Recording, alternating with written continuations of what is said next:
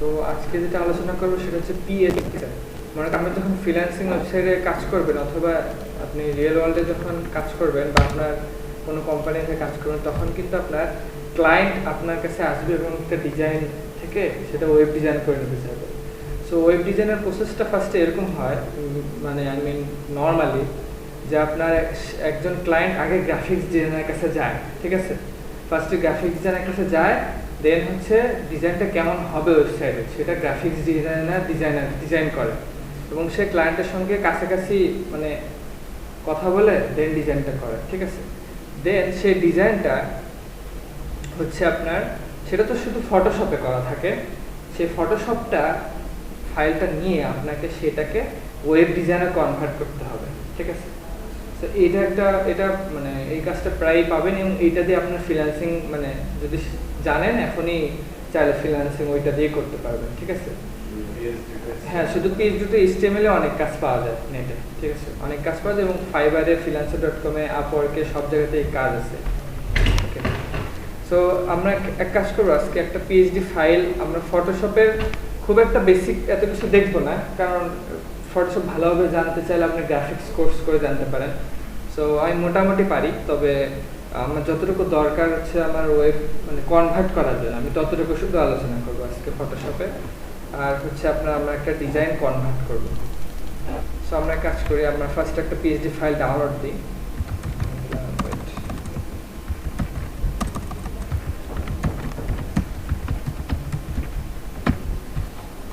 PhD web template এখান থেকে। এটা শুধু পিএইচডি তে হবে এমন না, এটা ইলাস্ট্রেটরের হতে পারে, এটা অটোবি এক্সডিএসতে হতে পারে, যে কোনো গ্রাফিক্স সফটওয়্যারে হতে পারে। সো আপনাদের কাজ থাকবে যে প্রত্যেকটা সফটওয়্যারের জাস্ট সামান্য জাস্ট বেসিকটুকু জানা এবং কি কি জানতে হবে এটা আমি মানে ফটোশপে দেখায় দিই। ওই জিনিসগুলো জানা খুবই ইজি, মানে আপনি চাইলে প্রত্যেকটা সফটওয়্যার বেসিক একদিনে শিখে নিতে পারবেন, সমস্যা নেই। তো আমি এখান থেকে একটা ফাইল নিচ্ছি, এই ফাইলটা নিব। এখানে গ্রাফিক ডিজাইনার ডিজাইনটা করছে, রাইট? ফটোশপে করছে, আমি একটু ডাউনলোড দিই।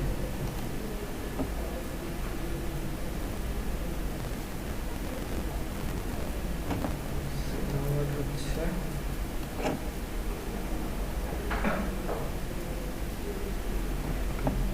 ডাউনলোড হয়ে গেছে। তো আমরা ডাউনলোড ফাইলটা অন্য একটা জায়গায় নিয়ে আসি। আমাদের ওয়েব নামে আমাদের একটা ফোল্ডার ক্রিয়েট করছিলাম, আচ্ছা না তৈরি করি নাই, আচ্ছা করি। প্রতিদিন কে যেন ডিলিট করে দেয়, প্রতিদিন এটা ফাইল তৈরি করে রাখি। পিএইচডি ফাইলটা আমি এখানে রাখলাম, জিপ করা ফাইলটা। আপনারা তো জানেন না জিপ আনজিপ তো করতে পারেন না, সো এটা এক্সট্রাক্ট ফাইল দিলাম। দেখেন এই যে পিএইচডি ফাইল, এটা কিন্তু পিএইচডি, দেখেন পিএস লেখা এখানে, বুঝতে পারবেন যে ফটোশপ, পিএসপি ফটোশপ, পিএইচডি মানে ফটোশপ ডকুমেন্ট, ঠিক আছে? সো এই ফাইল ওপেন করার জন্য কিন্তু আপনার পিসিতে ফটোশপ ইনস্টল করা থাকতে হবে, ঠিক আছে? আমি এক্সট্রা সব কিছু ডিলিট করে দিই। সো আমরা এক কাজ করব, আমরা আমাদের একটা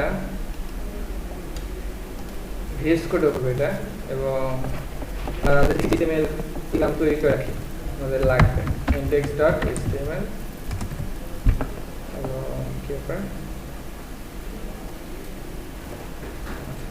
আর আরেকটা কি লাগবে, CSS style.css। সো HTML এর ভিতরে লিংক করি CSS সঙ্গে, এগুলো তো মনে আসছে নাকি?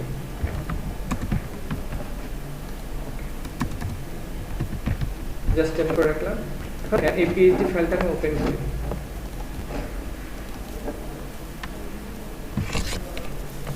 মনে করেন আপনি যখন ফ্রিল্যান্সিং করতেছেন, ক্লায়েন্ট আপনাকে এরকম একটা ফটোশপ ফাইল দিবে।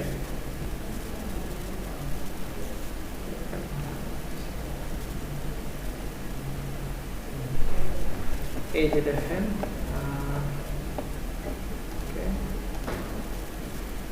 দেখছেন আসছে। সো এখন ফটোশপ যখন প্রথম ওপেন করবেন তখন কিন্তু আপনার ফুল পেজটাই আসবে, ঠিক আছে? বাট এটাকে আমাদের জুম করা লাগবে, জুম করতে হবে। দেখেন আমাদের কাজ কি কি, ফার্স্টে জুমটা দেখেন, জুম হচ্ছে আপনি যদি অল্ট ক্লিক করে ধরেন এবং মাউসের যে এটা আছে না স্ক্রল, এটা যদি এরকম ঘোরান তাহলে জুম হবে, ঠিক আছে? অল্ট এবং এটা ঘোরালে জুম হবে।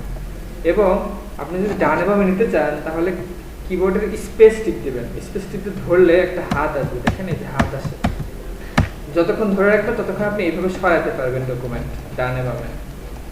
এবং অল দিয়ে আবার মাউস উল্টা দিকে ঘোরালে জুম আউট হবে। So zoom in zoom out এবং এই স্পেস দিয়ে এইভাবে ধরবেন, ঠিক আছে? এটা হচ্ছে প্রথম কাজ, কারণ আপনাকে প্রায় সময় এরকম করতে হবে, এরকম করতে হবে, বারবার আপনাকে এরকম করতে হবে। সো দেখেন আমাদের ফার্স্ট কাজ হচ্ছে প্রথমে আপনাকে ভালো করে ডিজাইনটা দেখবেন ফার্স্টে, যে কিভাবে ডিজাইনটা করছে, এবং মনে মনে একটা মানে কোডের গঠনটা মনে মনে সাজায় নিতে হবে, ঠিক আছে? যেমন আমাদের ফটোশপে মেইনলি কি করতে হয়, মেইনলি দেখা যায় এখানে একটা ইমেজ থাকতে পারতো, এখানে জাস্ট কালো একটা ব্যাকগ্রাউন্ড দিচ্ছে, এখানে একটা ইমেজ থাকতে পারতো।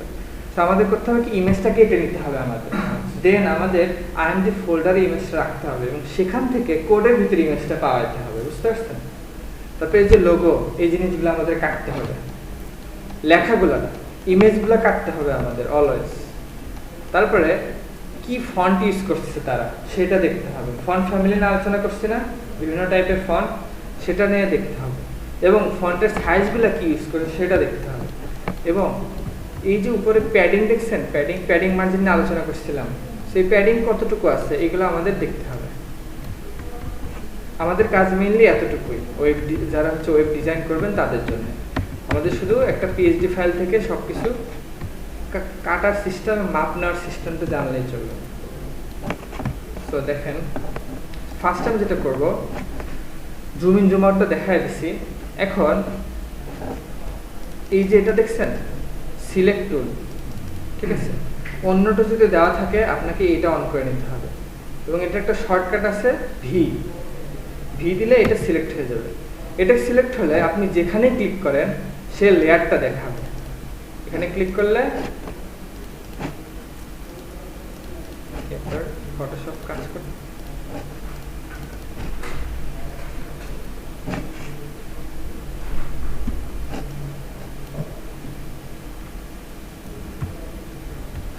ও আচ্ছা, বুঝতে পারছি।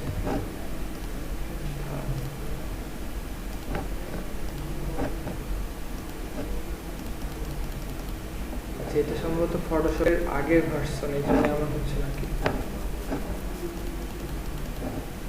অটো সিলেক্ট,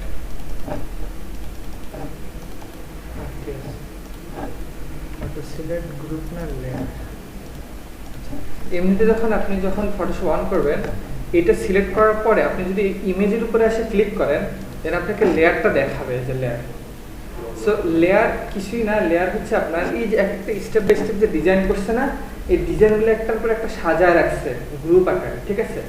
এই গ্রুপগুলোকে আপনার খুঁজে বের করতে হবে। এখান থেকে খুঁজে বের করলে আপনি যদি এই যে চোখ আছে না, এই চোখটা যদি অফ করেন, দেখেন অফ হয়ে যায়। ওয়েট, আমি যদি এটাতে ক্লিক করি, দেখেন এটা লেয়ার দেখাচ্ছে, এটা যেটাতে ক্লিক করবেন সেটা লেয়ার দেখাবে। এখানে যদি সিলেক্ট করি, এই যে এটা লেয়ার, এটা সেটা যে চোখ অফ অন করেন, এটা একটা চোখ, দেখেন চলে যায় আবার চলে আসে, বুঝতে পারছেন?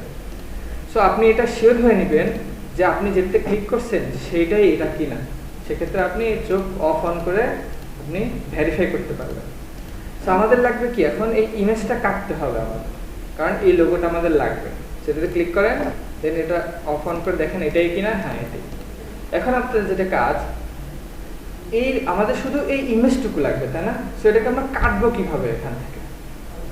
কারণ একটা জিনিস খেয়াল করেন, আমরা যদি এটা ক্রপ করি, ক্রপের এই যে একটা অপশন আছে, যে এইভাবে আপনি ক্রপ করতে পারবেন, চাইলে কতটুকু লাগবে আপনি এইভাবে দিয়ে যদি এখানে টিক চিহ্ন দেন, সব কেটে যাবে, শুধু এতটুকু থাকবে। কিন্তু এটাতে একটা প্রবলেম আছে, আপনি শুধুমাত্র যেগুলো চার কোনা সেগুলো এইভাবে আপনি কাটতে পারবেন, কিন্তু দেখেন এটা কি চার কোনা, এটার একটা শেপ আছে, দেখছেন শেপ। তো শেপগুলোর ক্ষেত্রে আপনি এরকম করতে পারবেন না, কোনো ক্ষেত্রেই করবেন না। লেয়ার সিলেক্ট হওয়ার পরে আপনি কন্ট্রোল অল্টার দুইটা একসাথে ধরবেন, কন্ট্রোল এবং অল্টার ধরে দেন, মাউস নিয়ে এসে এই চোখের উপরে ক্লিক করবেন, কন্ট্রোল অল্টার দুইটা দিয়ে চোখ খোলা অবস্থাতে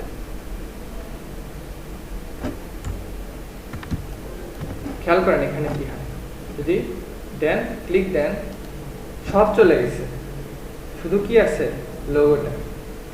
এখন কথা হচ্ছে লোগো যদিও শুধু আছে বাট সে আসলে শুধু নাই, দেখেন তার সঙ্গে একটা ব্যাকগ্রাউন্ড রয়ে গেছে, এই যে এই ব্যাকগ্রাউন্ডটা, ঠিক আছে। এটা থেকে আমাদেরকে বাদ দিতে হবে এখান থেকে, যেন শুধু এই একাই থাকে। এটা বাদ দেওয়ার জন্য আপনাকে কি করতে হবে, ইমেজ নামে অপশনে যেতে হবে, দেন ট্রিম, এটাতে যদি ক্লিক করে ওকে যদি দেন, দেখেন এখন কে শুধুমাত্র লোগোটা আছে। এখন কাজ হচ্ছে এই লোগোটাকে আমাদের সেভ করতে হবে আমাদের ওয়েবের ভিতরে একটা ফোল্ডার আমরা তৈরি করি, নাম দিই আইএনজি, এখানে সব ইমেজগুলো থাকবে। আমরা ফটোশপ থেকে ফাইলে গিয়ে সেভ অ্যাজ এ ক্লিক করব, দেন আমাদের ওই ওয়েবের ফোল্ডারে চলে যাব আইএনজির ভিতরে। সো এখন যদি আপনি অটোমেটিক সেভ দেন, এটা কিন্তু পিএইচডি ফাইল হিসেবে সেভ হবে। সো আপনাকে এটা পিএনজি হিসেবে সেভ করতে হবে, ফটো পিএনজি, ওকে। সো এখানে একটা ব্যাপার আছে, সেটা হচ্ছে আপনার প্রত্যেকটা ইমেজে পিএনজি দিতে হবে না, আবার কিছু কিছু ইমেজ বাদ দিতে হলে পিএনজি ইউজ করতে হবে। পিএনজি আর জেপিজি দুই টাইপের ইমেজ আছে না, খেয়াল করছেন কি আপনারা, dot JPG dot PNG. So PNG আর জেপিজির মধ্যে একটা বড় পার্থক্য হচ্ছে, পিএনজি আপনার জেপিজি আপনার অটোমেটিক একটা ব্যাকগ্রাউন্ড দিয়ে দিবে ইমেজে। মনে করেন দেখেন ব্যাপারটা একটু বোঝা দরকার, পেইন ফাইল আপনার বুঝাই, মনে করেন একটা ইমেজ এরকম,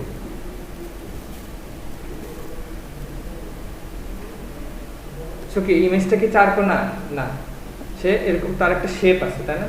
সো পিএনজিতে যদি সেভ করেন তাহলে তার এই শেপটাই থাকবে, এবং এই যে বাকি এরিয়া, অর্থাৎ সব ইমেজে আসলে চারকোনা হিসেবেই দেখে কম্পিউটার, এরকম, ঠিক আছে। যতটুকু সে যায় সে আসলে এরকম। কিন্তু পিএনজিতে সুবিধা হচ্ছে এই এরিয়াগুলা, যে এরিয়াগুলোতে ইমেজটা নাই সেই এরিয়াগুলো ট্রান্সপারেন্ট থাকবে, মানে দেখা যাবে না, উধাও হয়ে থাকবে, ঠিক আছে। কিন্তু জেপিজিতে এখানে যদিও ইমেজ না থাকে, জেপিজি অটোমেটিক এখানে একটা সাদা ব্যাকগ্রাউন্ড দেখবে, ঠিক আছে। সো আপনি যদি একটা শেপ ইমেজকে আপনি জেপিজিতে সেভ করেন তাহলে সে আর শেপ থাকবে না, সে চার কোণে একটা ইমেজ হয়ে যাবে এবং ফাঁকা এরিয়াগুলোতে সাদা একটা ব্যাকগ্রাউন্ড পেয়ে যাবে, সাদা কালার দেখা যাবে। আর যদি পিএনজিতে সেভ করেন তাহলে এই এরিয়াগুলো ট্রান্সপারেন্ট থাকবে, দেখা যাবে না, এবং শুধু শেপটাই থাকবে। সো আপনি যখন একটা চার কোণে ইমেজ নেবেন, বড় কোনো ব্যানার বা ইমেজ, তখন আপনি জেপিজিতে সেভ করবেন, সমস্যা নেই। বাট যখন লোগো বা কোনো শেপ ইমেজ নেবেন তখন পিএনজিতে সেভ করবেন। এবার আমার এটা কি কোনো শেপ নাকি চারকোনা ইমেজ, জাস্ট ইমেজ? বলেন তো, কি শেপ আছে কোনো? অবশ্যই শেপ আছে, তাই না? কারণ আমরা এই এরিয়াতে সাদা কোনো ইয়া চাই না। কারণ যদি থাকে তাহলে ওয়েবসাইটে যদি আমি ইমেজটা ইউজ করি তাহলে ওয়েবসাইটে এটা দেখা যাবে কি চারকোণে একটা সাদা ইমেজ এবং উপরে লেখা, এরকম দেখা যাবে। বাট আপনি তো এরকম চান না, আপনি চান শুধু যেন লোগোটা দেখা। সো এটার জন্য আমরা এটা কি করবো, পিএনজিতে সেভ করবো। এখানে ক্লিক করলে পিএনজি আসবে, দেন এটার নাম আপনি চেঞ্জ করে দিবেন, নাম দিবেন একটা কিছু দিতে পারেন, ধর আমি যদি লোগো নাম যেন রেলিভেন্ট হয়, ঠিক আছে, কাজের সঙ্গে। আমি লোগো ডট দিয়ে দিলাম, দেন এখান থেকে কম্প্রেশন স্মলেস্ট না দিয়ে নাম দিবেন, নাম দিয়ে ওকে দিলাম, হয়ে গেছে। এখন দেখেন আমি যদি এখানে আসি, আমার আইএনজি ফোল্ডারের ভিতরে এই যে আসছে, দেখছেন? দেখেন মনে হচ্ছে না যে এরিয়াটা সাদা আছে আসলে, যে ফাঁকা এরিয়াগুলো এই যে, বাট আসলে নাই, আসে জাস্ট লোগো। যেটা যদি কালো হতো বোঝানো যেত, বাট এটা কালো না। আচ্ছা যাই হোক, ওকে। সো এটা হলো পিএনজি, সেভ করলাম। তারপর আবার যদি আপনি ব্যাক করতে চান যে অবস্থাতে ছিল পিএইচডি ফাইলটা, এখানে দেখেন একটা ট্যাব আছে, হিস্টোরি ট্যাব, এটাকে বলে হিস্টোরি। আপনি কি কি চেঞ্জ করছেন সব হিস্ট্রি এখানে থাকে। ক্লিক করেন, দেখেন আমি কি করছিলাম, ট্রিম করছিলাম। সো ট্রিমের আগের অবস্থা যদি ফিরে যায় তাহলে আগের অবস্থায় ফিরে যাবো, কিন্তু এখানে যদি ক্লিক করি দেখেন চলে আসে। তো আমি চাইলে আবার ট্রিমে চলে যেতে পারি, ওকে। সো হিস্ট্রি এখানেই থাকে, সমস্যা। সো আমি আবার নিলাম, দেখেন এখানে যদি ইমেজ থাকতো তাহলে আমি ইমেজটা কিভাবে নিতাম, সেম ওয়ে ক্লিক করেন ইমেজে, দেন এটা কি কন্ট্রোল এবং অল্টার দিয়ে ক্লিক করেন, চলে গেল, দেন কি ইমেজ দিয়ে ট্রিম করেন, ওকে, হয়ে গেছে। এখন কি করবো, এটাকে আমরা চাইলে জেপিজি সেভ করতে পারি, কারণ এটা কোনো শেপ নেই, ওকে ওকে। আমি আবার আগের অবস্থায় ফিরে যাই। এখন আরেকটা জিনিস জানতে হবে যে এই লেখাটা কি। লেখাতে ক্লিক করেন, ক্লিক করার পরে দেখেন এখানে একটা চিহ্ন দেওয়া আছে, দেখছেন এরকম একটা হলুদ চিহ্ন। সো আপনি যদি একটা ক্লিক করেন এবং এই হলুদ চিহ্ন এখানে যদি আসে একবার ক্লিক, দুইবার ক্লিক করেন, এখানে একটা লেখা উঠছে। এখানে কি ফন্ট ফ্যামিলি ইউজ করছে সেটার নাম আসবে রোবোটো রেগুলার। এবিসিতে রোবোটো নাও থাকতে পারে, তখনই আপনাকে কিন্তু ফন্ট ফ্যামিলি নিয়ে আসতে হবে। ওয়েবসাইটের ভিতরে দেখা দিয়েছিলাম না কিভাবে ফন্ট ফ্যামিলি গুগল ফন্ট থেকে নিয়ে আসতে হবে, ঠিক আছে? গুগল হোক বা অন্যভাবে হোক নিয়ে আসতে হবে, নিয়ে এসে অ্যাড করে দিতে হবে ওয়েবসাইটে। ওকে, এখন যদি ওকে দেন, এটা সাইজটাও দেখাবে কত 13 পিটি দেওয়া। কিন্তু আমরা কি পিটি শিখছি? আমরা সবকিছু সাইজ কি পার্সেন্ট এবং পিক্সেল দিয়ে দেখছি, তাই না? পিএক্স। সো আপনাদের ফার্স্টে যেটা করতে হবে, ফটোশপের কনফিগারেশন চেঞ্জ করতে হবে। এটা কেটে দেন, এটা এখন করার কিছু দরকার নেই। এডিটে যাবেন, গিয়ে প্রেফারেন্সে যাবেন, গিয়ে দেখেন ইউনিট অ্যান্ড রুলস, এটাতে গেলে দেখেন এখানে রুলারে কি দেওয়া, ইঞ্চ দেওয়া, এবং টাইপে কি দেওয়া, পয়েন্টস। সো এটা আপনি পিক্সেল করে দেন দুইটাই, গিয়ে ওকে দেন। এখন যদি আমি আবার ক্লিক করি এবং এখানে ক্লিক করি, আর একটা কথা বলে নিই, আপনি যদি ফটোশপ সিসি ইউজ করেন, মানে রিসেন্ট যে নতুন ফটোশপ যদি ইউজ করেন 2015 সালের পরের ভার্সনগুলো, সেক্ষেত্রে আপনাকে এখানে ডাবল ক্লিক করলেই এই অপশনটা দেখাবে। আমি যে এখানে ডাবল ক্লিক করতেছি না, সেটা আপনাকে এখানে যেতে হবে না, এখান থেকে ডাবল ক্লিক করলে হবে। এটা হচ্ছে নতুন ফটোশপের সিস্টেম। ওকে দেন। কত আসছে এখন? সাইজ কত? 13 পিক্সেল। 13 পিক্সেল। আর ওকে, আর ফন্ট আমি রোবোটে যেহেতু আমার এখন নাই কিছুতে, আমি ইউজ করতেছি না, আমি জাস্ট এমনি জাস্ট এটাই। সো দেখেন, তাহলে আমরা ডিজাইন শুরু করি। বুঝতে পারছেন ব্যাপারটা? আপনাদের শুধু কি কাজ, ইমেজ কাটতে হবে, ফন্টের সাইজ দেখতে হবে, এবং কি ফন্ট ফ্যামিলি ইউজ করছে এটা দেখতে হবে। হ্যাঁ, এবং সে অনুযায়ী আপনাকে ডিজাইন অ্যাপ্রোচ করতে হবে। এবং আরও একটা জিনিস দেখতে হবে, প্যাডিং মার্জিনগুলোও দেখতে হবে। সো দেখেন আমি করি, আমি আপনাদের আজকে এতটুকু করে দেবো, ঠিক আছে? আপনার বাসায় গিয়ে বাকিটুকু যতটুকু পসিবল আপনারা করবেন, করে দেখাবেন। আই মিন অ্যাটলিস্ট ট্রাই করবেন, ঠিক আছে? সো আমি কাজ শুরু করি। ফার্স্টে কি আছে দেখেন, একটা ডিভ আছে, মনে করেন আলাদা আলাদা সেকশন, কিন্তু এটা একটা সেকশন, এটা একটা সেকশন, তাই না? এটা একটা সেকশন, এটা একটা সেকশন, এটা আলাদা একটা সেকশন, তারপরে নিচে একটা ফুটার। সো আপনাকে আগেই সেকশনগুলো ভাগ করে নিতে হবে। সো দেখেন, ফার্স্টে আপনাকে ডিজাইনটা চোখ দিয়ে দেখেই ভেবে নিতে হবে কিভাবে করতে হবে আপনাকে ডিজাইনটা, ঠিক আছে? প্রথমে ভাবতে হবে যে হ্যাঁ, একটা মেইন ডিভ আছে বা কন্টেইনার আছে, তার ভিতরে আরো দুইটা ডিভ, তার ভিতরে আরো দুইটা ভাগ হচ্ছে। এক ভাগ হচ্ছে কি লেখা, আর এক ভাগ হচ্ছে লোগো। তারপরে নিচেরটাতে আসে, নিচে আরেকটা মেইন ডিভ আছে যার ভিতরে হচ্ছে এটা থাকবে, তার একটা ব্যাকগ্রাউন্ড ইমেজ আছে। এখানে ইমেজ দেয় নেই, তারা একটা কালার দিচ্ছে, ব্যাকগ্রাউন্ড ইমেজ আছে, এবং তার ভিতরে এই লেখাগুলো আছে। তো এখানে কোনো ভাগ নাই, কিন্তু একটার ভিতরেই এগুলো সব আছে। এখানে আবার আসেন, এখানে আবার তিনটা ভাগ আছে, একটা মেইন এরিয়া, এবং ভিতরে এই যে একটা ডিপ, এই যে একটা, এই যে একটা, তিনটা, ঠিক আছে? তার নিচে আসেন, আবার সেম একটা মেইন ডিপ থাকবে, এখানে তিনটা, এখানে তিনটা, এখানে তিনটা, এখানেও সেম। নিচে আসে আবার উপরেরটার মতো। বুঝতে পারছেন? আমি সেইভাবে এখন আগাবো। ফার্স্টে নিব কি, একটা কন্টেইনার নিব, কন্টেইনার না, আগে না, আমরা একটা ন্যাপ নিব, ডট ন্যাপ। সো ন্যাপ দিয়ে একটা ক্লাস নিছি, কিন্তু ন্যাপ, সো এই ক্লাসে আমি ডিজাইন করবো। সো যেহেতু আমার এটা কিন্তু ন্যাপ বান, তাই না? এটা ন্যাপ বান না? সো এই জন্য আমি ন্যাপ নিচ্ছি। তো এটার ভিতরে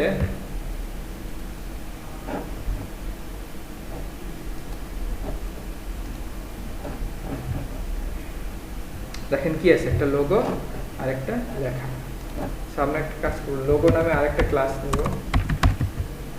এটার ভিতরে কি নিব, আইএমজি, আমাদের ইমেজ না ওটা, এবং এটাতে সোর্স দিব হচ্ছে আইএমজির ভিতরে লোগো ডট পিএনজি আমাদের আছে। এবং আরেকটা ডিপ নেব আলাদা, এবং এটার নাম দিব হচ্ছে মেনু নাম দিলাম, যেহেতু ওটা একটা মেনু হতে পারতো। এবং এটার ভিতরে একটা টেক্সট নিব, জাস্ট মনে করেন যে কি নিব, জাস্ট ওই টেক্সটটা কি আছে এখানে, সরাসরি এখান থেকে এইভাবে নিতে পারেন। ক্লিক করে ওকে দেওয়ার পরে এখানে সিলেক্ট হয়ে গেছে, এখান থেকে জাস্ট কপি করেন, এখানে দিয়ে দেন, হয়ে গেছে। সো হলো, আপনি চাইলে এটাকে পি এর ভিতরে রাখতে পারতেন বা এর ভিতরে রাখতে পারতেন, এটা এর ভিতরে রাখাই বেটার। সো যেহেতু মেনুগুলা কিন্তু ক্লিক করলে কোথাও একটা নিয়ে যায়, তাই না? তো এই জন্য আপনাকে এটা এর ভিতরে রাখবেন, সরি এর ভিতরে, দেন কিছু দেওয়ার দরকার নাই, এখানে আপনি আনসাবস্ক্রাইবটা রাখেন। হ্যাঁ, আমাদের মেইন ডিজাইনের প্রথম পার্টটা শেষ। এখন যদি আমি এটা ব্রাউজারে দেখি,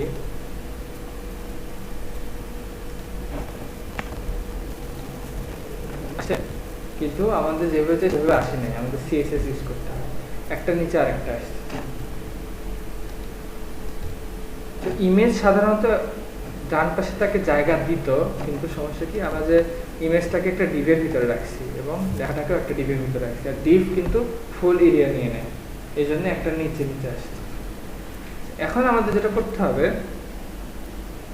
এই ন্যাভকে আমাদের কি করতে হবে, পাশাপাশি আনতে হবে দুইটাকে, এবং পাশাপাশি এনে দেন একটাকে এই পাশে একটাকে এই পাশে রাখতে হবে।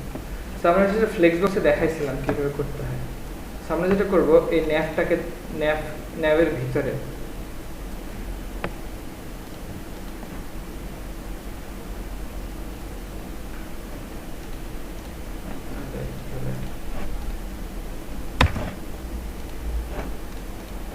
আমরা যেটা করবো, ন্যাভের ভিতরে ন্যাভটাকে নিলাম, ডিসপ্লে দিব ফ্লেক্স। আপনার যদি ফ্লেক্স বক্সের ক্লাস যদি মনে থাকে, দেখেন পাশাপাশি চলে আসছে। এখন যেটা করবো, দুজনকে দুই পাশে পাঠিয়ে দেবো, এটার জন্য জাস্টিফাই কন্টেন্ট স্পেস বিটুইন, এটা যদি দেই, দেখেন দুজন দুই পাশে চলে গেছে। এখন আনসাবস্ক্রাইব বাটনটা দেখেন নিচে একটা আন্ডারলাইন পাইছে, নিচে একটা আন্ডারলাইন পাইছে, খেয়াল করছেন? এবং একটা কালারও আসছে, এটা ডিফল্ট দেওয়া থাকে। সো আমাদের কি করতে হবে, এই কালারটা চেঞ্জ করে ফেলতে হবে এবং আন্ডারলাইনটাও রিমুভ করে দিতে হবে। এটা করার জন্য আমরা কাকে ধরবো, লোগো, এই মেনুটাকে, মেনুর ভিতরে যে এ আছে তাকে ধরবো।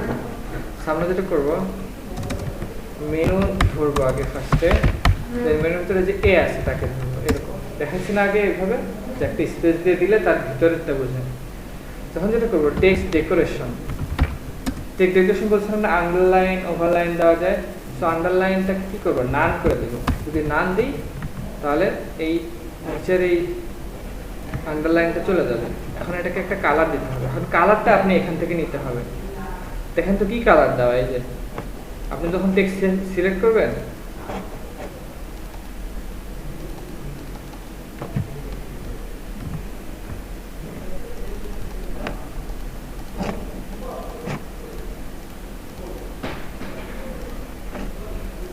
সিলেক্ট করা যাচ্ছে না, ওকে দেখেন সিলেক্ট করলাম, এই দেখেন কালারটা এখানে আসে। ক্লিক করেন, এই যে কালারের কোড, কালার নিয়ে আলোচনা করছি না, সেই কোডটা নেন, কপি, দেন কি তার কালার বসায় দেন, কালার হচ্ছে হ্যাশ,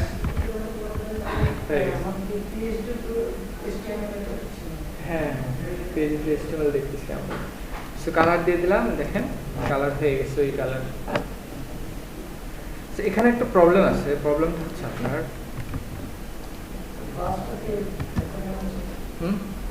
হ্যাঁ রেকর্ড হচ্ছে।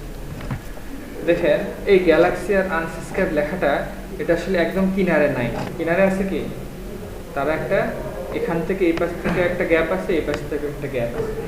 তো আপনাকে যেটা করতে হবে, এই যে মেইন একটা ডিভ নিবেন, তাকে তো সাদা কালার দিতে হবে, তাই না? সাদা কালার না দিলেও চলবে, যেহেতু ব্রাউজারের উইন্ডো মানে ব্রাউজারের বডি এমনিতে সাদা, বাট অন্য কালার হলে কিন্তু দিতে হতো। সো আপনার যেটা করতে হবে, এই মেইন যে ন্যাভ ক্লাস, আমি যে এইটা নিছি, এই যে ন্যাভ, সরি এই যে ন্যাভটা নিছি, এটার ভিতরে আমাকে আরেকটা ডিভ নিতে হবে এবং তাকে আমরা 90% অথবা 80% উইথ দিব। তাহলে উইথ দিলে কি হবে, সে এই পাশ থেকে 90% উইথ নেবে, তারপরে তাকে মিডলে যদি নিয়ে আসি তাহলে দুই পাশে সমান একটা ফাঁকা জায়গা থেকে যাবে, ঠিক আছে? সেটা করতে হবে। এটা করার জন্য আমাদের এই লোগো আর মেনুটাকে আমরা আপাতত কাট করে রাখলাম। এখানে একটা কন্টেইনার নামে একটা জিনিস দিই, কন্টেইনার, এবং তার ভিতরে আমি এগুলো রাখবো। তো কি হবে, এই ন্যাপটাকে একটা কালার থাকবে এবং এই কন্টেইনারটা হচ্ছে আপনার এই যে মাঝখানে যে গ্যাপ দুই পাশে, এই জিনিসটাই কন্টেইনারটা আমরা তৈরি করতে পারবো। তো দেখেন কি করি, এই কন্টেইনারটাকে আমরা নিব। এখন আবার সমস্যা হচ্ছে ন্যাবের ভিতরে ফ্লেক্স বক্স আমরা ইউজ করা যাবে না। কারণ কি, কারণ তাহলে এগুলো এখন দেখেন অলরেডি নষ্ট হয়ে গেছে। কারণ আমি বলছিলাম যে ফ্লেক্স বক্স সবসময় একটা মেইন প্যারেন্ট দিক থাকবে, তার ভিতরে যে আইটেমগুলো থাকবে সেগুলোর উপর ফ্লেক্স বক্স ইউজ করা যাবে। সো এখানে আইটেম কিন্তু এখন একটা, শুধু কন্টেইনার। সো আমাদের কন্টেইনারে এখন ফ্লেক্স বক্স ইউজ করতে হবে যাতে এই লোগো আর মেনু দুই পাশে চলে যাবে। তো দেখেন জাস্টিফাই কন্টেন্ট এগুলো ন্যাপ থেকে আমি উঠাই, ন্যাপ আমাদের লাগবে না। আমরা কাজ করতে পারি কন্টেইনার, সরি, এবং এটা লিখ দিব হচ্ছে 90% দিলাম। দেখা যাচ্ছে না, আসলে আসছে, এই পর্যন্ত আসছে, ঠিক আছে? আমি এটার কালার দিয়ে আপনার বুঝাই দেব।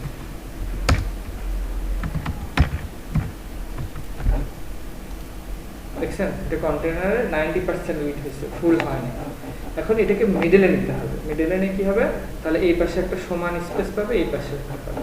সো মিডলে নেওয়ার ট্রিক্সটা হচ্ছে মার্জিন উপরে নিচে 0 আর দুই পাশে অটো। অটো যদি দিই, অটো মানে সে অটোমেটিক ডানে এবং বামে একটা মার্জিন নিয়ে নেবে, ঠিক আছে? তো দেখেন মিডলে আসছে। সো আমাদের এখন আর এটার কোনো ব্যাকগ্রাউন্ড কালার দরকার নেই। এখন আবার কি ফ্লেক্স বক্সটা আমাদের আবার ইউজ করতে হবে। সো ফ্লেক্স বক্স ইউজ করার জন্য আরেকটা জিনিস দেখেন, শুধু এটা না, প্রত্যেকটা জিনিসই ডানে এবং বামে ফাঁকা, তাই না? সবাই। তো এই জন্য কন্টেইনারটা আমি আমার একটা কমন ক্লাস হিসেবে ইউজ করতে পারি। আমি বারবার লাগবে আমার কন্টেইনার। এই জন্য আমরা কি করতে পারি, ফ্লেক্স বক্স ক্লাসটা আমরা আলাদা নিতে পারি। সেটার জন্য এই কন্টেইনার ভিতরে আরেকটা দিলাম, জাস্ট দিলাম ফ্লেক্স নাম দিলাম, এবং এটাকে আমরা হচ্ছে একটা ডিজাইন দিতে পারি, চাইলে বা আমরা দিতে পারি মনে করেন ন্যাপ ফ্লেক্স, এরকম দিতে পারি যে ন্যাপ বারের উপরে যে ফ্লেক্সটা আছে সেটা, অথবা আচ্ছা জাস্ট ফ্লেক্সই থাকে, সমস্যা নেই। তো আমি এখন এটাকে ডিজাইন দিতে পারি ডট ফ্লেক্স, দেন এটাকে দিলাম ডিসপ্লে ফ্লেক্স আর জাস্টিফাই কন্টেন্ট স্পেস বিটেন, হয়ে গেছে। সো আমি আপনাদের বলছিলাম যে দুইটা ক্লাস নিতে চাইলে কি জাস্ট একটা স্পেস, এবং একটার ভিতরে দুইটা ক্লাসেরই ইফেক্ট আপনি দিতে পারবেন। দুইটা আলাদা আলাদা ক্লাস বা দুইটা সিএসএস আলাদা, এবং সবগুলা সিএসএস সে পাবে। ওকে, ডান, ঠিক আছে। দেখেন তো আমাদের কি এই পার্টটা শেষ না? না, এখনো শেষ না, আরো আছে। সেটা হচ্ছে উপরে নিচে আপনার ফিক্স এরিয়া। এই দেখেন উপরে একটা স্পেস আছে, নিচে একটা স্পেস আছে। এটা তো উপরে একটা স্পেস, নিচে একটা স্পেস। সো এখান থেকে উপরে নিচে স্পেস বেশি কে নিছে তাকে দিয়ে মাপ দিবেন। বেশি কে নিছে, এ কি উপরে নিচে বেশি নিছে? হ্যাঁ বেশি নিছে এ, কিন্তু আপনার মানে এরিয়া বেশি কে নিছে? এটা বেশি নিছে, কারণ এর উপরে নিচে এরিয়া কিন্তু কম, কিন্তু এটার বেশি। সো এখান থেকে মাপ দেন। মাপ দেওয়ার জন্য আপনাকে মার্কিউ টুল নিতে হবে। এম ক্লিক করেন, দেখেন এই যে এটা সিলেক্ট হয়ে যাবে। এখানে আবার কয়েকটা আছে, এখান থেকে আপনার 4 কোণা দিয়ে ডেটা লাগবে। দেন জুম করেন, যত খুশি জুম করেন, দেখেন পিক্সেলগুলো দেখা যায়। সো না, যত খুশি না, মানে একটা পর্যায় পর্যন্ত জুম করে যাতে মাপ নিতে পারেন। সেখান থেকে আমি এইভাবে নিলাম, কতটুকু আছে দেখেন। হাইট কোনটা, হাইট যেটা সেটাই হচ্ছে আপনার 25। নিচেও মাপ নিয়ে দেখবেন, যদি আপনার মনে হয় যে সমান, তারপরেও নেবেন নিচেও 25। ওকে, আমাদের কি করতে হবে তাহলে, এই ন্যাবের ভিতরে প্যাডিং দিতে হবে উপরে নিচে 25। তো আমরা এখন কি করব, ন্যাব ক্লাসটা আমাদের এখন লাগবে। ন্যাব প্যাডিং উপরে নিচে কত, 25 পিক্সেল, আর ডানে বামে লাগবে না। এখন হয়েছে আমাদের কিন্তু ফাইল রেডি। আমাদের কিন্তু এতটুকু পার্ট শেষ, এতটুকু পার্ট কিন্তু শেষ। আপনি যখন প্রফেশনাল হয়ে যাবেন এতটুকু পার্ট করতে মানে 1 মিনিটও লাগবে না আপনার। কয়েক সেকেন্ডের মধ্যে আপনি এটা কাজ করে শেষ করে ফেলবেন। শুধুমাত্র এই পিএইচডি ফাইল এই ইমেজগুলো কাটতে যার সময় লাগে আর কি, কিন্তু আপনি কোড করতে কিন্তু আপনার কোড কিন্তু তখন মুখস্থ হয়ে যাবে যে এইভাবে আছে, জাস্ট টাইপ করবেন দেখবেন হয়ে গেছে, ঠিক আছে? সো সময় লাগবে না। দেখেন এতটুকু পার্ট আমার শেষ। যদি আমার এই ফন্টটা কিন্তু মেলে নাই এটার সাথে, এর কারণ হচ্ছে কি রোবটও আমরা ইউজ করিনি, কারণ রোবটও আমরা ইউজ করতে পারতাম, আমরা চাইলে ইউজ করতেই পারি, সমস্যা নেই। ইউজ করবো, করি। গুগল ফন্টসে যাই, রোবটও ফার্স্টেই থাকে যেহেতু রোবটও সবচেয়ে বেশি ইউজ হয় ফন্ট, কমন রোবট। ক্লিক করি, ক্লিক করে রোবটও যেটা হচ্ছে আপনার 400 মানে কি নর্মাল, আপনাদের এগুলো দেখানো হয়েছে, যদি মনে না থাকে আগের ক্লাসগুলো দেখে নিন। এখান থেকে আমি কি করবো, সিএসএস লিঙ্কটা নেব, সিএসএস লিঙ্ক নিয়ে দেন আমার সিএসএস করে আমার সিএসএস উপরে দিব। অলওয়েজ অন্য কারো সিএসএস ইউজ করলে নিজের সিএসএস উপরে দিবেন, কারণ হচ্ছে তাহলে আপনি তার সিএসএসটাকে চাইলে পরে চেঞ্জ করতে পারবেন। কিন্তু যদি আপনার নিজেরটা উপরে দেন তাহলে চেঞ্জ হবে না, কারণ যে নিচে বেশি তার প্রায়োরিটি বেশি, কারণ প্রোগ্রাম হচ্ছে লাইন বাই লাইন এক্সিকিউশন হয় উপর থেকে নিচে। সো নিচে যদি আপনি উপরে কালার দেন লাল, নিচে যদি দেন ব্লু, নিচেরটা পাবেন।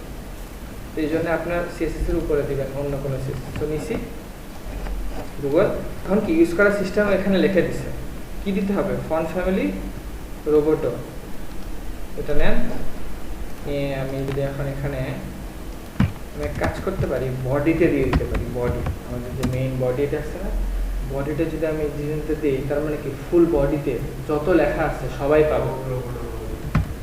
এখানে জাস্ট পেস্ট করে দিলাম। এখন দেখেন আমরা এটা চেঞ্জ হবে, চেঞ্জ হয়েছে, চেঞ্জ হয়েছে, লেখার সিস্টেম চেঞ্জ হয়েছে।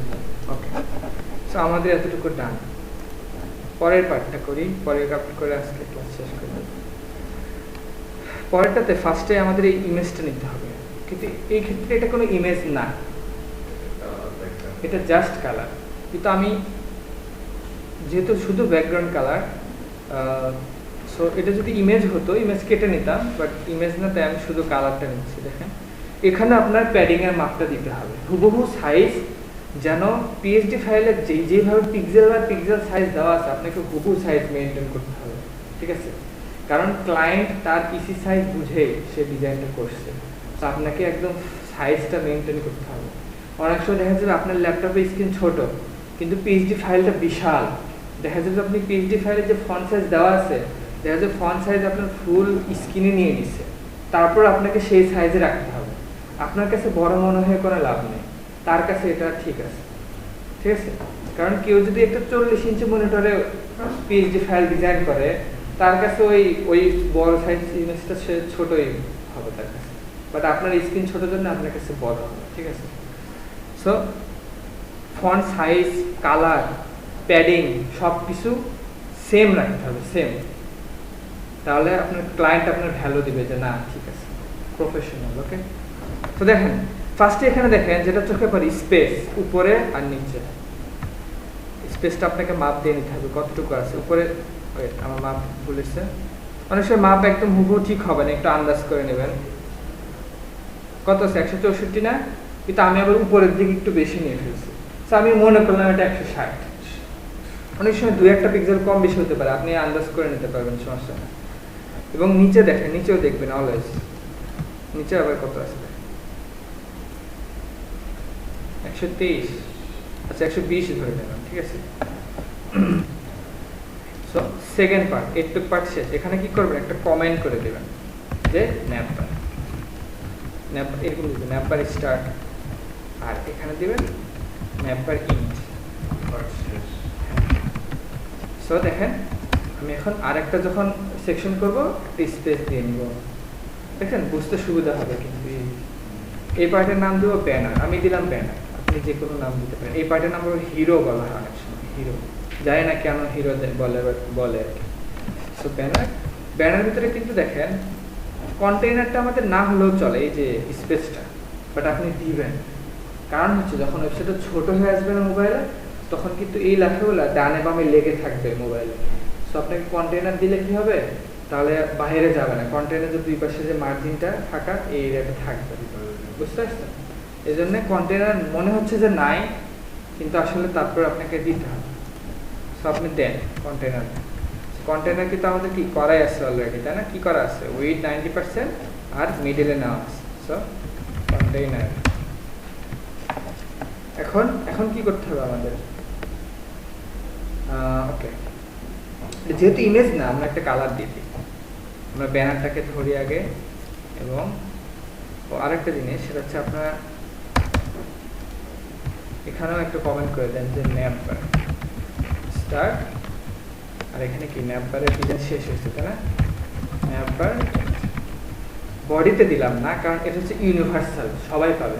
কিন্তু এইগুলো হচ্ছে আমরা শুধু ন্যাপকে মেইন করে ডিজাইন করছি, এই জন্য এইগুলো। সো এই পার্টে এখন আমাদের কি হবে? এখন কি শুরু হবে? Banner start. ওকে, এখন আমরা ব্যানারকে ধরলাম। সো ব্যানার হচ্ছে মেইন প্যারেন্ট, তার ভিতরে এরা চাই থাকবে। মেইন প্যারেন্টের কি কালার আছে দেখেন তো, এই যে কালার। সো কালার যদি আপনি নিতে চান, এই যে কালার প্যালেট আছে, এখানে আসে ক্লিক করবেন। ক্লিক করার পরে একটা এরকম দিবে, এরকম একটা, এখানে যদি ক্লিক করেন, যে কালারের উপরে ক্লিক করবেন সেই কালারের কোডটা এই যে পেয়ে যাবেন। যদি আমি এটাতে ক্লিক করতাম, দেখেন কালার, ঠিক আছে? সেখান থেকে এটা কপি করে নেন, কপি করে দেন ব্যানারে ব্যাকগ্রাউন্ড কালার হিসেবে দিয়ে দিলেন। কিন্তু আমাদের একটা হ্যাশ দিতে হবে, হ্যাশ ফটোশপ দিয়ে দেয় না, হ্যাশ দিলেন, হয়ে গেছে। আর কি ছিল? প্যাডিং এর কথা মনে আছে? প্যাডিং এর মাপ নিয়েছিলাম, উপরে কত ছিল? 160, তারপরে টপ রাইট বটম লেফট, ডানে বামে লাগবে না, 3টা দিলে কি মাঝখানেরটা ডানে বামে, মনে আছে? এবং লাস্টেরটা নিচে 120।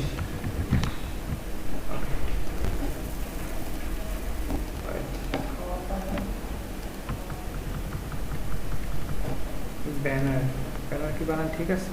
ও আচ্ছা, এটা সেভ দিছিলাম, সরি। একটা জিনিস খেয়াল করেন, দেখেন কিনারে লেগে যায় না একবার। এটার কারণ হচ্ছে বডিতে ব্রাউজার আগে থেকে 8 পিক্সেল মার্জিন দিয়ে রাখছে, চারপাশে 8 পিক্সেল মার্জিন, যাতে কোনো কিছু ব্রাউজারে আসলে যাতে কিনারে না দেখায়, একটু ডানে বা উপর থেকে একটু নিচে দেখায়। তো আমাদের এটা রিসেট করে দিতে হবে, মার্জিন বডি থেকে সরায়। তো আমরা কি করে বডিতে যাবো, এখান থেকে মার্জিন 0 করে দিলে তাহলে বডি যে মার্জিনটা ছিল ওটা চলে যাবে। এখন দেখেন আসছে, কিন্তু দেখেন সাইজটা কিন্তু সেম নাই। এটা দেখেন কত বড়, এটা কিন্তু এত বড় না। এখন এটা আপনাকে মাথায় রাখতে হবে যে আপনি এখন ফন্ট বসাবেন, লেখা বসাবেন, তার নিচে আবার একটা প্যাডিং আছে, এখানে আরেকটা লেখা, তার নিচে প্যাডিং ও মার্জিন আছে, তারপরে একটা বাটন আছে। সো এগুলো যখন আপনি বসাবেন মাপ দিয়ে, ফন্ট সাইজ সব ঠিক দেবেন, অটোমেটিক কিন্তু সে এই সাইজটা পেয়ে যাবে, ঠিক আছে? হিসাবটা হচ্ছে। সো ব্যানার নিলাম, ব্যানারের ভিতরে কি কি আছে? ব্যানারের ভিতরে কন্টেইনার নিলাম, তার ভিতরে কি আছে?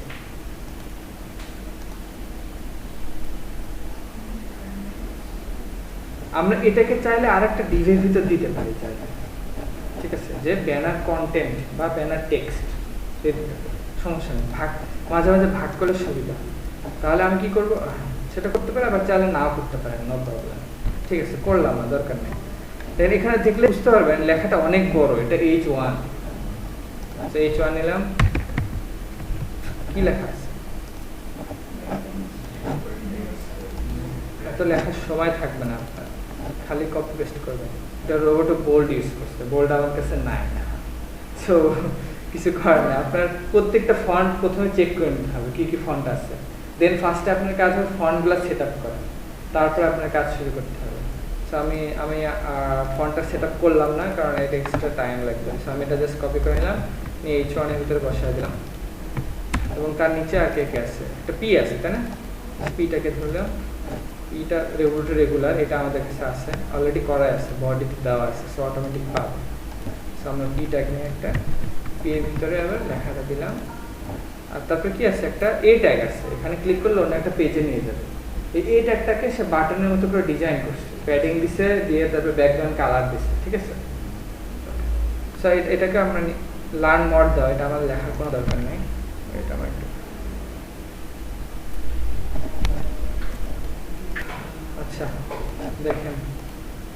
আমি অনেক ধীরে দেখাচ্ছি যাতে আপনারা বুঝতে পারেন, বাট আপনারাও যখন এক্সপার্ট হয়ে যাবেন তখন দেখা যাবে যে আপনি অলরেডি আপনি এতখানি শেষ করে ফেলছেন, বা একদম এতখানি শেষ করে ফেলছেন অলরেডি, ঠিক আছে, বা পুরোটাই শেষ করে ফেলছেন অলরেডি। মানে এই ডিজাইনটা আসলে একদম প্রফেশনাল করতে 6 থেকে 7 সর্বোচ্চ 10 মিনিট লাগবে, ঠিক আছে। হ্যাঁ, তো মনে করেন তখন সবকিছু অটোমেটিক মাথায় কাজ করবে আর কি। আচ্ছা, আমরা নিয়ে নিছি টেক্সট, আর একটা এ লাগবে, সো এটা আমরা নিয়ে নিই। এতে লেখা আছে কি লার্ন মোর, এই নিলাম, এটাতে লেখা আছে লার্ন মোর। ওকে, সো দেখেন ডিজাইনটা কি দাঁড়াইছে, এই যে দেখছেন এইরকম আসছে। সো আমাদের ফার্স্টে কি হবে, লেখাগুলো কি মিডলে আসছে না, সো আমাদের কি মিডলে নিয়ে আসতে হবে, তাই না? আচ্ছা, আরেকটা জিনিস খেয়াল করেন, উপরে দেখেন আনসাবস্ক্রাইব, এই লেখাটা এটার সমান হয় নাই, এটা একটু উপরে চলে গেছে। স্বাভাবিক, কারণ ওয়েবে সবকিছু কি উপর থেকে শুরু হয় এবং বাম থেকে শুরু হয়। সো লেখাটা তো আর তো উপরে নিচে জায়গা নিচ্ছে এবং উপরে নিচে প্যাডিং আছে, কারণ আমরা এর মাপ অনুযায়ী উপরে নিচে প্যাডিং নিচ্ছি, বাট লেখাটার জন্য কি এটা উপরে আসছে ঠিকই, বাট নিচের টুকু কি হয় না, সো সে উপরের দিকে লেগে আছে। সো এটাকে মিডলে নিয়ে আসার জন্য আপনাদের আরেকটা ফ্লেক্স বক্সের দেখাইছিলাম আমি, সেটা হচ্ছে অ্যালাইন আইটেম সেন্টার। এটা আপনার দেখানো হয়েছে, দেখেন চলে আসছে। আচ্ছা, এখন দেখেন লেখাগুলো আমরা কি করবো, মিডলে নিয়ে আসবো ফার্স্টে। সো মিডলে নিয়ে আসার জন্য আমরা কি করবো, ব্যানারকে টেক্সট অ্যালাইন সেন্টার, সো হয়ে গেছে সেন্টার। এখন কি করতে হবে, কালার কি দেওয়া, দেখেন তো কালার সাদাই দেওয়া থাকবে, কিন্তু তারপরে আপনাদের বলে রাখি যে অনেক সময় মনে হবে সাদা, কিন্তু আপনি আন্দাজে সাদা কালার দিয়ে দিবেন না, ঠিক আছে। অনেক সময় সাদার একটা হালকা শেড থাকতে পারে, ঠিক আছে। যেমন এটা সম্ভবত সাদাই আমার যতটুকু মনে হয়। আরো হিস্ট্রিতে ফিরে দেই,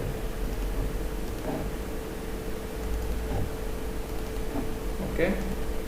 হ্যাঁ, এটা ক্লিক করেন, হ্যাঁ এফএফএফ কিন্তু সাদা, কিন্তু অনেক সময় দেখবেন যে সামান্য একটু অন্য কালার থাকতে পারে, মনে হবে সাদা।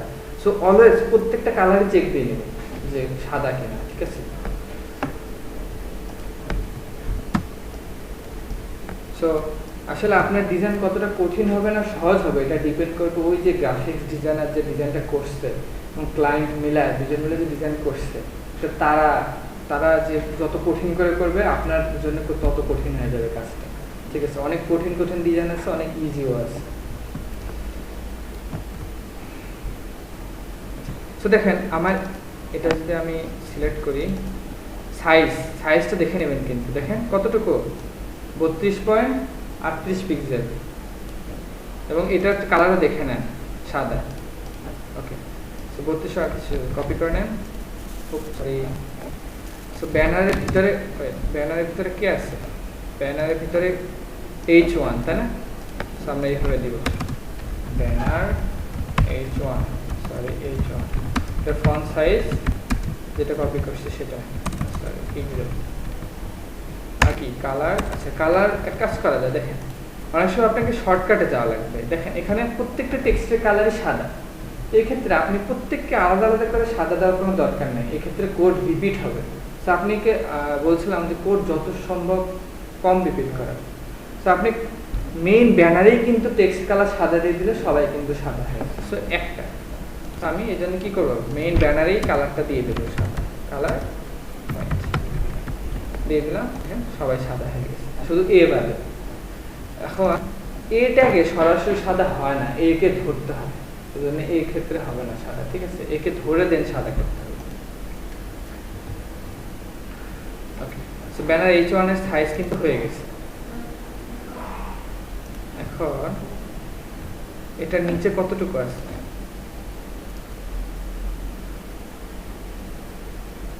30, আর এটার নিচে 50, না বেশি, আমি বেশি নিয়ে ফেলছি, সরি, এখান থেকে নিতে হবে, হ্যাঁ 45। উপরে আছে 30, নিচে আছে 45। আমরা যেটা করতে পারি যে H1 এর নিচে কত ছিল উপরে? 35। আর নিচে আচ্ছা। সো আমরা এই H1 এর নিচে 30 নিতে পারি এবং P নিচে আবার 45 নিতে পারি, এটাও করতে পারি। কিন্তু আরেকটা শর্টকাট যদি চিন্তা করেন, আমরা শর্টকাট করতে পারি কি, P কে উপরে আর নিচে যদি দিয়ে দিই, P এর উপরে যদি দিয়ে দিই 30, নিচে যদি দিয়ে দিই 45, তাহলে P তে দিয়ে কাজ হয়ে যাচ্ছে। আমাকে আবার একবার H1 কে আবার P কে দুইবার দিতে হচ্ছে না, তাই না? এটা কিন্তু করা যায়। এখন আরেকটা বিষয়, সেটা আসলে মনে রাখবেন, ওই যে দেখলেন না ফার্স্টে যে ব্রাউজার কিছু কিছু ডিজাইন আগে থেকে নিজেরা কিছু প্যাডিং মার্জিন দিয়ে রাখে, যেমন বডিতে 8 পিক্সেল দিয়ে রাখে। সো P ট্যাগ এবং H1 থেকে এই 6 ট্যাগ, এগুলাতে উপরে এবং নিচে মার্জিন দেওয়া আছে, ঠিক আছে? এই জন্য আপনি রিয়েল সাইজটা পাবেন না, বা রিয়েল প্যাডিং বা মার্জিন যদি দেন ওটা বেশি হয়ে যাবে, বুঝতে পারছেন? তো দেখেন, আমি যদি এটা ইন্সপেক্ট করে দেখাই, ইন্সপেক্ট কি দেখাইছিলাম আপনাদের, এই যে এরকম ইন্সপেক্ট, দেখেন এই যে দেখেন H1 এ নিয়ে যাই, দেখেন উপরে নিচে দেখছেন সবুজ কালার, এটা আসলে মার্জিন। সো এটা আরো ভালো করে বোঝার জন্য যদি আপনি এখানে আসেন, এই দেখেন মার্জিন উপরে 21 পিক্সেল, নিচে 21 পিক্সেল, দেখছেন? তো আপনার এটা 21 পিক্সেলটা বাদ দিতে হবে। পিতেও আছে, দেখেন পিতে যাই, এই দেখেন পিতেও দেখেন উপরে নিচে কত 16 পিক্সেল করে আছে। সো আপনি সবসময় এই গ্লোবাল ডিজাইন, অর্থাৎ যেটাতে কমেন্ট করা থাকবে না, এখানে H1 থেকে শুরু করে আপনার যে কয়টা H যদি থাকে, আপনার যদি H2 3 থাকে সেগুলো এবং P, এগুলাতে কি করবেন? মার্জিন 0। তাহলে আপনি অরিজিনাল যে পিক্সেল বাই পিক্সেল যে সাইজের কথা বলছিলাম এটা পাবেন। এখন দেখেন সবাই সবার সঙ্গে লেগে গেছে। এখন আপনি আসল এই প্যাডিংটা সাইজটা নিতে পারবেন। বাট আগে কি অটোমেটিক একটা সাইজ পাই গেছিল না, আপনি কিন্তু রিয়েল কিন্তু ছিল না। সো এটা মাথায় রাখতে হবে। এখন নেই আমরা প্রায় শেষ। আচ্ছা, আমরা তো দেখছি অলরেডি। সো সমস্যা না, আমরা লং ওয়েতেই করি। H1 এর নিচে কত ছিল? 30 পিক্সেল। তো এখানে মার্জিন বটম 30 পিক্সেল, আর P ছিল, পিতে মার্জিন বটম কত? 45 পিক্সেল। আবার P আমরা দেখি না, কিন্তু সাইজ কিন্তু দেখি নাই কত আছে। সো দেখেন সাইজটা দেখি, সাইজ কত? 15 pixel. So font size 15 pixel. Oh sorry, 15।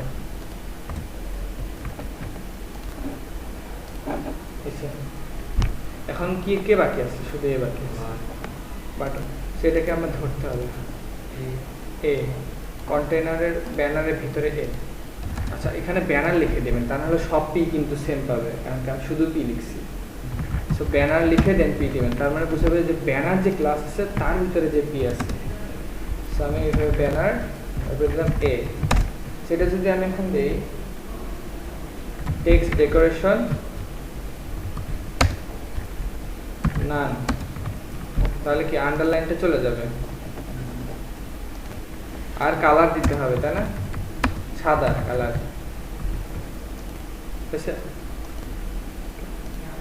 এখন আপনার অধিকাংশ ওয়েবসাইটে টেক্সট ডেকোরেশন আপনার নানই দেওয়া থাকবে, মানে নান দিতে হবে আপনাকে, কারণ এ ট্যাগে অলওয়েজ একটা আন্ডারলাইন আসে। সেই জন্য এটাকে আপনি গ্লোবাল করে দিতে পারেন, যাতে আপনাকে বারবার দিতে না হয়। এই জন্য কি করবেন, এখানে আসবেন, এখান থেকে এ দিবেন, এখানে আপনার টেক্সট ডেকোরেশন নান করে দেন,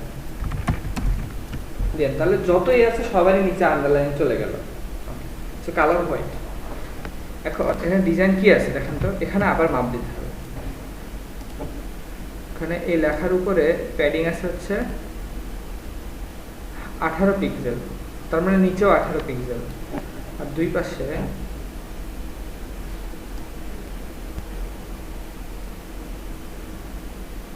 43, 42 ধরলাম।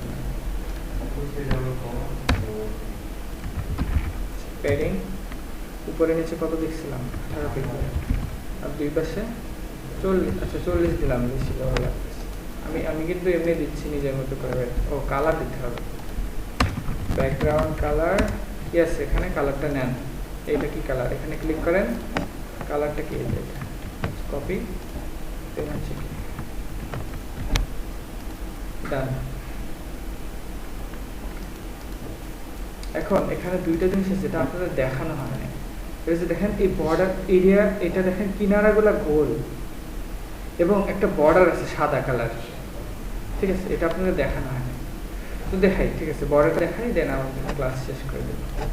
সো বর্ডারটা হচ্ছে আপনার এরকম, আমি যদি বর্ডার,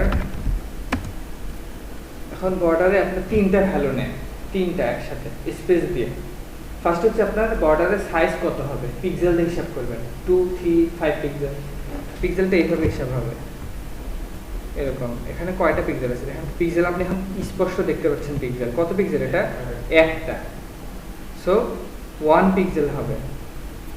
এখানে দুইটা বর্ডার দেওয়া আউটলাইন, আচ্ছা একটা ধরেন সাদা, 1 পিক্সেল। তো আপনি ফার্স্টে লিখবেন 1 পিক্সেল। এখন আপনার কি কালার দরকার? কালার কি আমরা ধরলাম সাদা, বা কোডও দিতে পারেন এখানে। আর একটা হচ্ছে বর্ডার টাইপটা কি, সো টাইপটা আপনারা দেখাচ্ছি সলিড। এটা যদি দেই, দেখেন পাইছে চারপাশে বর্ডার। এখন সলিডটা হচ্ছে বর্ডার টাইপ, সলিড কালার পাবে। আর যদি আমি একটু বড় করি আপনার বুঝতে সুবিধা হবে, দেখেন খেয়াল করেন এই যে সাদা, এটা কালার হচ্ছে সলিড কালার, বাট সলিডটাকে আমি চেঞ্জ করে ড্যাশ দিতে পারি। ড্যাশ যদি দেই, দেখছেন কিভাবে বর্ডারটা আসছে, ড্যাশ হয়ে আসছে। সেরকম আরো বেশ কিছু আছে, আরো কয়েকটা আছে আমার মনে নেই। আর এগুলো সাধারণত খুব একটা ইউজ হয় না কখনো। সলিড মানে জাস্ট সলিড কালার, আর ড্যাশ বলে তখন ভেঙে এইভাবে আসবে। বর্ডারে ইমেজও দেওয়া যায়, ছোট ছোট ইমেজ বারবার রিপিট হয়ে তার পাশে বর্ডার হিসেবে কাজ করবে। তো আমরা মেইনলি সলিড দিতে হয়। এই হলো বর্ডার। ওকে, আমি বেশি জুম করে ফেলছি। বর্ডার হলো, এখন কিনারাগুলো গোল করতে হবে, তাই না? সেটার জন্য আরেকটা আছে, সেটার নাম হচ্ছে বর্ডার রেডিয়াস। যদি 8 পিক্সেল দেই, 8 পিক্সেল সে ঘুরে যাবে চারদিকে। দেখছেন 8 পিক্সেল বেশি হয়ে গেছে, ফটোশপে আরো কম আছে। আমি যদি 4 পিক্সেল দিই, এখন মোটামুটি ঠিক আছে। সো দেখেন এখানে আমি বর্ডার 1 পিক্সেল দিচ্ছি, যদি আমি 5 পিক্সেল দিতাম তাহলে বর্ডারটা আরো মোটা হতো। দেখছেন মোটা হয়ে গেছে। আর বর্ডার রেডিয়াসটাকে আপনি বর্ডারের আরো বিভিন্ন কাজে ইউজ করা যায়। যেমন যদি একটা ডিভের যদি উইড এবং হাইট সমান থাকে 400x400, এবং আপনি যদি সেটা বর্ডার রেডিয়াস 50% করে দেন, তাহলে সেটা গোল হয়ে যাবে, মানে পতাকা বানাতে পারবেন না। ঠিক আছে? সো হয়ে গেছে, সেকেন্ড পার্ট শেষ। হ্যাঁ, আরো কিছু আছে, এগুলা তীর চিহ্ন, এগুলো আইকন, এগুলো দেখানো হয় না এখন, আছে থাক এই পর্যন্ত।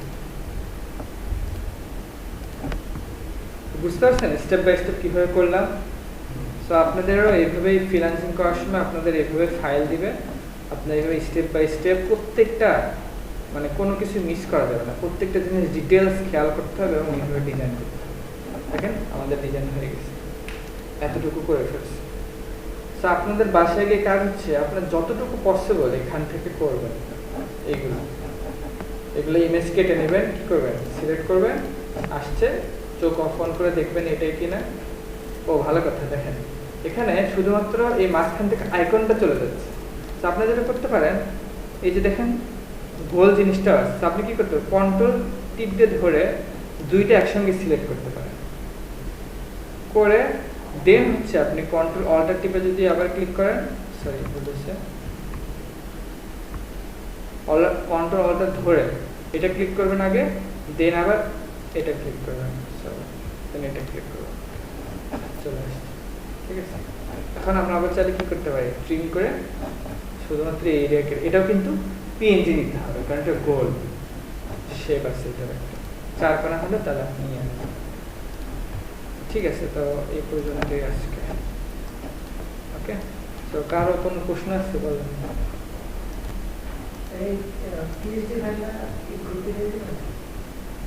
হ্যাঁ দিয়ে দেবেন, হ্যাঁ রেকর্ডিংটা দিয়ে দেবো, রেকর্ডিং হয়ে গেছে তো। আচ্ছা, তাহলে রেকর্ডিং অফ করে দিলাম।